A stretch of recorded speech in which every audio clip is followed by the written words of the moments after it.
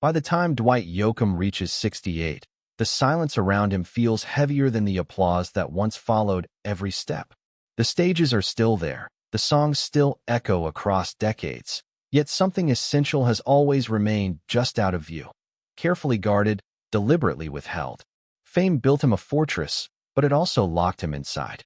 This is not a story of scandal or collapse, but of distance, from others, from intimacy, from the parts of himself that never found language in lyrics.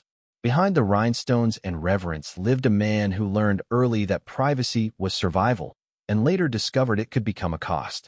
What happens when the life you protected becomes the life that isolates you? When restraint preserves dignity but erodes connection. As age narrows time and sharpens memory, Yoakam stands at a quiet crossroads, forced not to confess, but to confront. Was the solitude a shield, or a wound that never healed? The film opens without music. Only the low hum of fluorescent lights hanging above an empty rehearsal room, their cold glow reflecting off polished floors that have absorbed decades of footsteps. Dwight Yoakam stands alone in the frame, older now, shoulders slightly bowed, hands resting at his sides as if unsure whether to reach for a guitar or remain still. The silence is not dramatic, it is practiced. This is a man who has learned how to exist without noise when the crowd is gone. The camera lingers on absence. Empty chairs. A microphone waiting without expectation. Outside, a highway stretches endlessly, asphalt dissolving into heat and distance. These are the landscapes of his later years, spaces defined not by applause, but by aftermath. Fame once followed him like a shadow, but now it feels like a memory carefully folded and put away. The emotional conflict is not regret, but incompletion. He is admired for authenticity, revered for restraint, yet what defined him most was what he never offered freely. Psychologically, privacy was never vanity. It was armor. From the beginning, Yoakam learned that exposure carried risk, that revealing too much invited loss. The narrator frames this not as mystery, but as instinct, an internal calculus formed early, refined over time. Silence became discipline. Distance became safety. Even at his peak, when arenas surged and voices merged into a single overwhelming roar, something essential remained untouched. The camera cuts briefly to archival flashes, stage lights flaring, faces blurred by movement, sound swelling to the edge of distortion. Then it pulls back, always pulling back, returning to stillness. Fame did not fracture him. It sharpened him. It rewarded control. Each album, each performance reinforced the same lesson. Connection could be achieved without intimacy. The body language tells the story. Measured gestures, eyes that observe before they engage, a posture trained to withhold. Aging, however, disrupts routine. Time reduces the future and expands the past. What once felt deliberate now feels unanswered. In quiet moments, the weight settles in. Not guilt, not sorrow, but a persistent pressure, like a door never opened. The lighting softens as evening replaces day, shadows stretching longer across the room. The narrator does not name his thoughts, but traces them. The subtle tightening of the jaw, the pause before movement, the way stillness has become both refuge and mirror. Privacy preserved his dignity. It protected his work, yet it also demanded a price that was deferred, not forgiven. The chapter does not resolve. It leans forward, gently but insistently, towards something earlier, something formative. The question is not what fame took, but what silence saved, and what it quietly erased. The final image returns to the empty room as the lights flicker off one by one. What happened early enough to teach him that silence was safer than connection? And why has that lesson never loosened its grip? Childhood does not arrive as a sequence of dates or milestones, but as a mood that never fully lifts. The landscape is modest, restrained, shaped by routine rather than imagination. Morning light filters through narrow windows, dull and practical, illuminating a world where work comes first and words come second. In this environment, endurance is admired more than expression. Feelings are not forbidden, but they are unmanaged, left to settle on their own, like dust. Young Dwight learns early how to listen, not just to sound, but to absence. Conversations are efficient, purposeful, rarely emotional. Affection is implied rather than stated. Praise is sparse, not withheld out of cruelty, but out of habit. The psychological formation is subtle yet decisive. Observation becomes safer than participation. Silence becomes competence. He studies people the way others study maps, learning where not to step. The camera lingers on small details, the rhythm of daily labor, the weight of routine, the way evenings close in quietly rather than ceremoniously. This is not a childhood marked by overt trauma, but by emotional economy. Vulnerability is unnecessary. Dependence is discouraged. Strength is measured by how little one needs. In such soil, longing does not scream, it settles. Music enters not as ambition, but as shelter, a private space where emotion can exist without explanation. The first notes do not promise escape, they offer containment.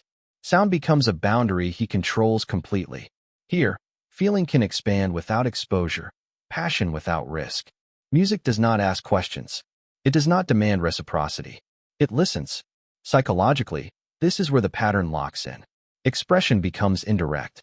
Identity forms around discipline rather than disclosure. He does not dream loudly. He prepares quietly.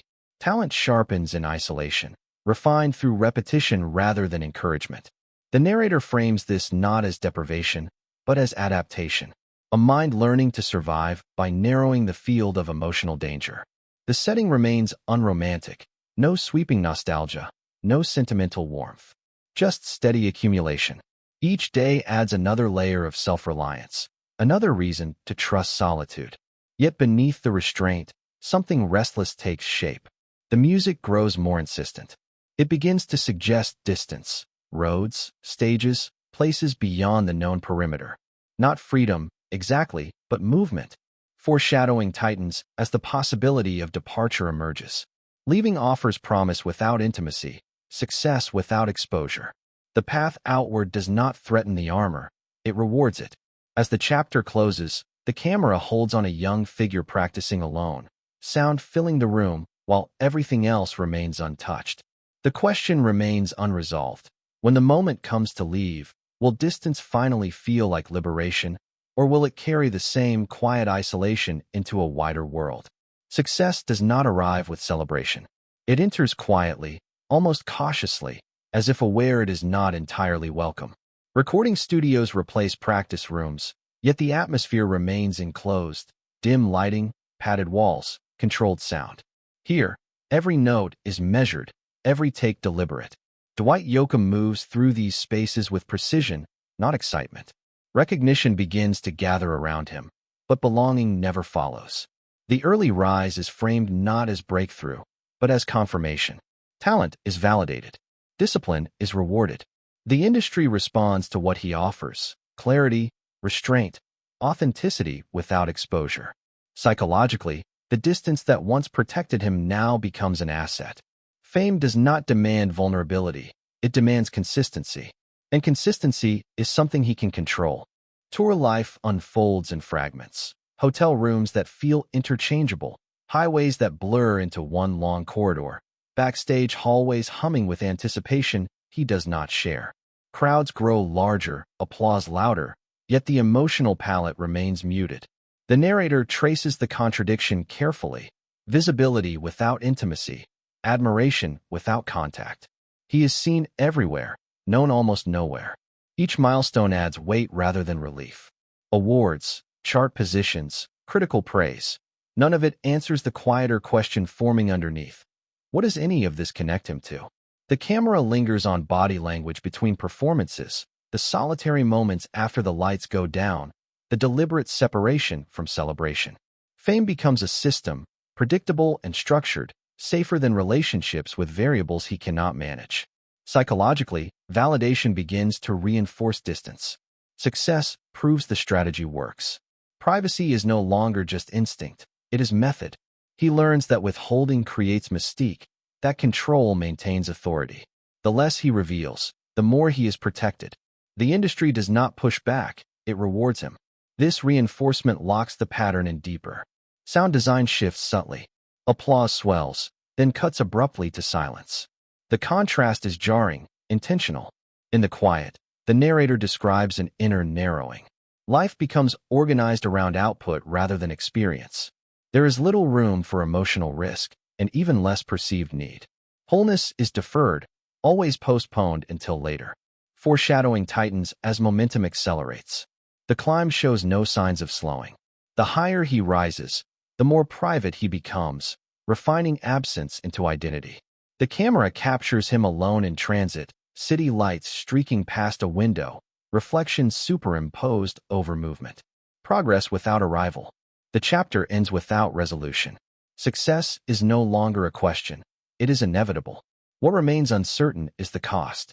As acclaim solidifies and expectations grow heavier, the unasked question presses closer. When success becomes permanent, what will it quietly demand in return? Peak fame does not explode, it compresses.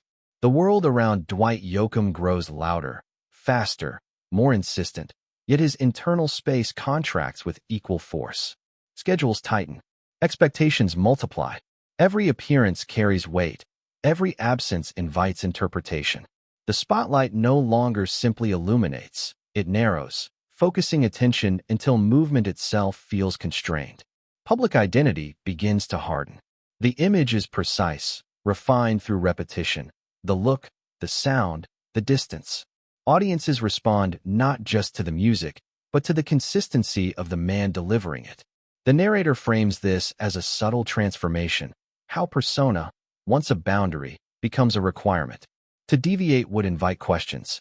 To soften would invite intrusion. Privacy must now be actively defended. Psychological pressure accumulates not through chaos, but through vigilance. Every interaction is measured. Every word is weighed for exposure. Discipline, once protective, becomes labor. The work is flawless, but the cost is invisible. Emotional release is postponed indefinitely, filed under a future that never quite arrives. The setting mirrors this tension. Backstage corridors buzzing with activity, bright lights cutting sharply through darkness, noise pressing in from every direction. Inside, the world grows quieter, narrower. He moves through crowded rooms untouched, eyes alert, posture controlled. Relationships remain peripheral, carefully managed. Intimacy feels inefficient, unpredictable. Success has proven that connection is optional. The psyche adapts by minimizing risk, by keeping everything essential contained. The narrator describes erosion rather than fracture. There is no public collapse, no scandal, no moment that signals damage. Instead, there are small withdrawals, fewer invitations accepted, longer silences maintained, an increasing reliance on routine to keep emotion at bay. Avoidance works, but it costs something unnamed.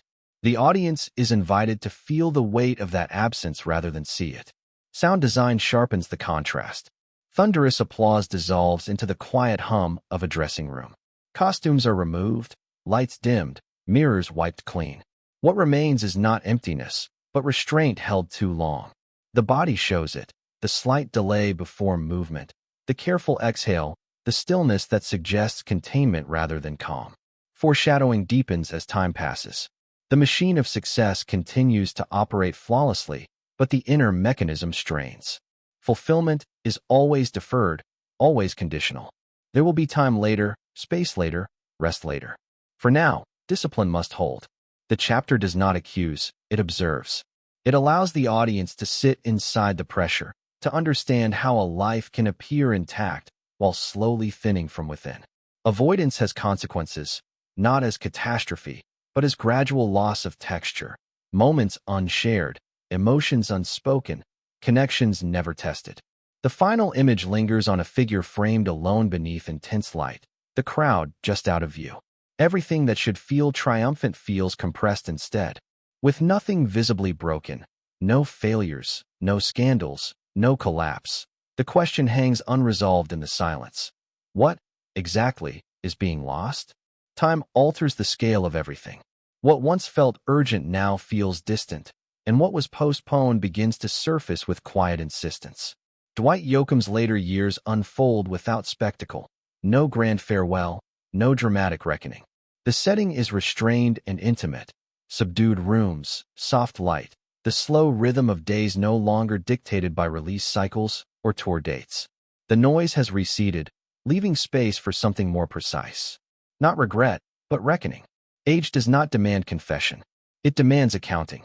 The narrator frames this chapter as an inventory of consequence rather than apology. Yoakam does not revisit the past to correct it, but to understand it.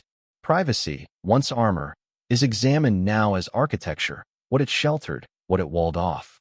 The music remains, steady and enduring, but it no longer fills every silence.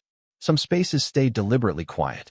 Psychologically, this is integration, not redemption. There is no attempt to rewrite the narrative, no sudden vulnerability offered for closure. Instead, there is acknowledgement. Distance shaped the work. Discipline preserved focus. Silence protected dignity. These truths remain intact, but alongside them lives another truth, less spoken, more felt. That protection came with cost. Not dramatic loss, not public fracture, but narrowed experience. Relationships unentered. Emotions deferred until they became abstract. The camera lingers on small gestures, a pause before speaking, a thoughtful stillness, the way his gaze settles rather than scans. Body language reveals what words do not. Acceptance without surrender, clarity without absolution. The inner conflict has softened, but it has not disappeared. It has been absorbed. Legacy, here, is not measured in records sold or influence claimed. It is measured internally. What did privacy preserve? Independence, control, creative purity. And what did it prevent? Exposure to risk that might have deepened connection. The narrator does not judge. It observes the balance, the trade made consciously and reinforced over time. Purpose shifts subtly.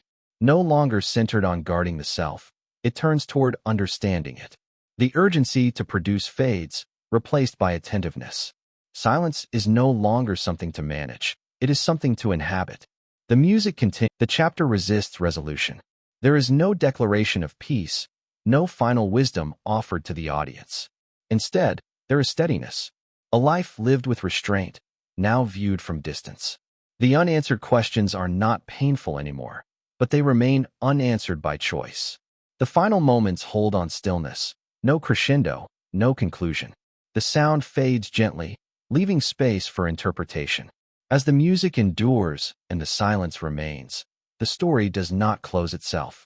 It leaves the audience with the final, unresolved consideration. Was the distance a form of strength, a necessary sacrifice, or a quiet combination of both?